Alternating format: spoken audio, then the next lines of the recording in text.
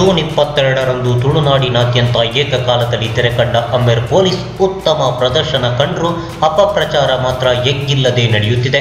80-100 ಕೊಟ್ಟು 2.5 ಗಂಟೆ ಕಾಲ ಟಾಕೀಸ್ನಲ್ಲಿ ನೋಡಿದ ಸಿನಿಮಾನ 2.5 ನಿಮಿಷದಲ್ಲಿ ಫೇಸ್ಬುಕ್ನ ಲೈಕ್ ಕಾಮೆಂಟ್ಗೋಸ್ಕರ ಬಾಯಿಗೆ ಬಂದಂತೆ ಬರೆಯೋರ್ನ ನೋಡಿದ್ರೆ ಇವರ ಹಿಂದೆ ಕಾಣದ ಕೈಗಳ ಕೈವಾಡವಿದೆ ಅನ್ನೋದಂತೂ ಸ್ಪಷ್ಟವಾಗುತ್ತಿದೆ.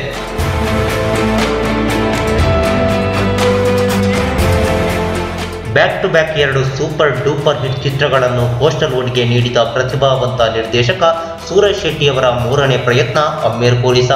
ಜೂನ್ 21ರವರೆಗೆ ಎಲ್ಲ ಸರಿ ಇದೆ ಅಂತ ಅನ್ಕೊಂಡಿದ್ದ ನಿರ್ದೇಶಕರಿಗೆ ಜೂನ್ 22ರ ಬಳಿಕ ಎಲ್ಲ ಸರಿ ಇದ್ರೂ ಇಲ್ಲ ಅನ್ನೋ ನೋವು ಉಂಟಾಗಿರಬಹುದೇನೋ.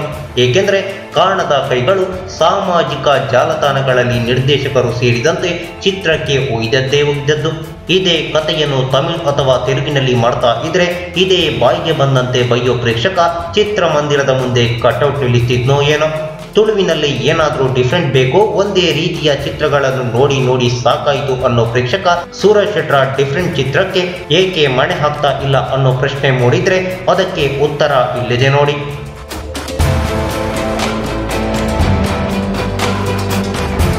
ಇಲ್ಲಿ ಪ್ರೇಕ್ಷಕರೆಲ್ಲರೂ ಚಿತ್ರಕ್ಕೆ ಒಗ್ದಿಲ್ಲ.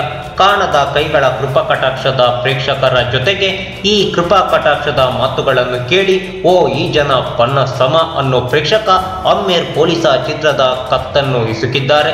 ಶೆಟ್ರು ಈ ಚಿತ್ರದಲ್ಲಿ ಗೆದ್ದು ಎಲ್ಲಿ ಹ್ಯಾಟ್ರಿಕ್ ನಿರ್ದೇಶಕ ಅಂತ ಕರೆಸಿಕೊಳ್ತಾರೋ ಏನೋ ಅನ್ನೋ ಭಯದಿಂದ ಇರಬಹುದು. ಏನೇ ಇರಲಿ, ಅಪಪ್ರಚಾರ ಎಗ್ಗಿಲ್ಲದೆ ನಡೆದರೂ ತುಳುನಾಡಿನ ಪ್ರೇಕ್ಷಕ ಅಮ್ಮೆರ್ ಪೊಲೀಸ ಚಿತ್ರದ ಕೈಬಿಟ್ಟಿಲ್ಲ ಅನ್ನೋದಕ್ಕೆ ಚಿತ್ರ ಹೌಸ್ಫುಲ್ ಪ್ರದರ್ಶನದೊಂದಿಗೆ ಈಗಾಗಲೇ 40 ಲಕ್ಷ ಕಲೆಕ್ಷನ್ ಆಗಿರೋದೇ ಸಾಕ್ಷಿ.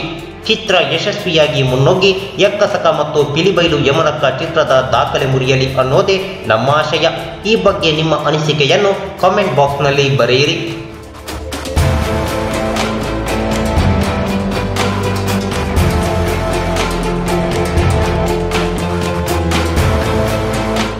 ಈ ಮಾಹಿತಿ ನಿಮಗೆ ಇಷ್ಟ ಆದರೆ ಕೋಸ್ಟಲ್ ಕನ್ನಡ ಪೇಜ್ಗೆ ವಿಸಿಟ್ ಮಾಡಿ, ಸಬ್ಸ್ಕ್ರೈಬ್ ಬಟನ್ಗೆ ಕ್ಲಿಕ್ ಮಾಡಿ.